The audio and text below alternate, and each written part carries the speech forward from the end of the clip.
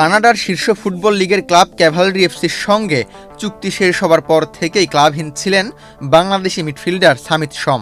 দীর্ঘদিন free agent হিসেবে থাকার পর অবশেষে নতুন ঠিকানা খুঁজে পেয়েছেন বলে খবর চাউর হয়েছে।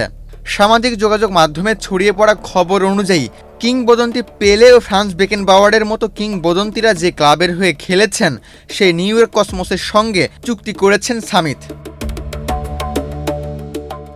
গত জানুয়ারিতে ক্যাভালরি এফসির সঙ্গে দীর্ঘ ৩ বছরের সম্পর্কের ইতি ঘটে সামিত শমের। ২০২৬ মৌসুমের দলবদলের আগে ক্লাবটি Gold's Gym across 30+ countries with over 700+ locations worldwide. Train anywhere, belong everywhere. আনুষ্ঠানিকভাবে তার বিদায়ের বিষয়টি নিশ্চিত করে। এরপর থেকেই নতুন ক্লাবের সন্ধানে ছিলেন বাংলাদেশি বংশোদ্ভূত এই মিডফিল্ডার। নিউ ইয়র্ক কসমোস বর্তমানে যুক্তরাষ্ট্রের ফুটবলের তৃতীয় স্তরে খেলছে। ঐতিহ্যবাহী এই ক্লাবটির হয়ে ১৯৭৫ থেকে ১৯৭৬ সাল পর্যন্ত খেলেছেন ব্রাজিলিয়ান কিংবদন্তি পেলে। পরে তার পথ অনুসরণ করে কসমোসে যোগ দেন জার্মান কিংবদন্তি ফ্রান্স বেকেনবাওয়ার। ফলে সামিতের সম্ভাব্য নতুন ঠিকানা নিয়ে বাংলাদেশের ফুটবল প্রেমীদের মধ্যেও তৈরি হয়েছে আগ্রহ। তবে সামিতের কসমোসে যোগ দেওয়ার খবর এখনও আনুষ্ঠানিকভাবে নিশ্চিত হয়নি। সামিত শম নিজে কিংবা নিউ ইয়র্ক কসমোস কোনো পক্ষই এখন পর্যন্ত চুক্তির বিষয়ে প্রকাশ্যে কিছুই জানায়নি।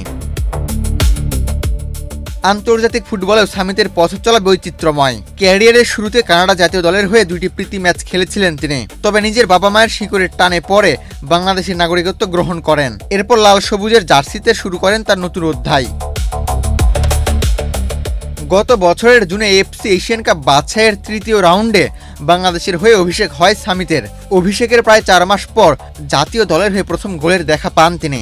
এএফসি এশিয়ান বাছাইয়ের ম্যাচে হংকংয়ের বিপক্ষে 4-3 গোলে হেরে যাওয়া ম্যাচে লাল সবুজের জার্সিতে নিজের প্রথম গোল করেন এই মিডফিল্ডার। আবু তালহা, বাংলাদেশ প্রতিদিন।